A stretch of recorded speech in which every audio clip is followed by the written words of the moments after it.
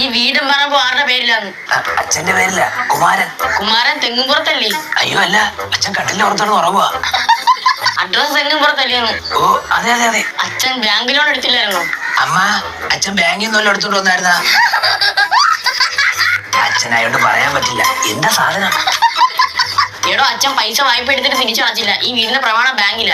അയ്യോ, ഇനി എന്ത് ചെയ്യും? ജപ്തി. ചപ്പാത്തി എന്നാ സോൾവ് ആവോ? ഓക്കെ, ആള് കീരം വെച്ച് 30 ചപ്പാത്തി. ഈ വീട് ബാങ്കിന്റെ പേരിലാവും. അയ്യോ സാർ, എന്റെ അവസ്ഥ പരിതാപരക പരിതാപരക പരാതാരക പതാര പരിതാപകരം. ആ, അതാണ് തൊഴിൽ രഹിതരായ ചേട്ടൻ, ജോലിയില്ലാത്ത അച്ഛൻ. രണ്ടും ഒന്നല്ലേ? അല്ല, അച്ഛനും ചേട്ടനും രണ്ടുപേരാ. വിയർപ്പിന്റെ അസുഖമുള്ള ഞാൻ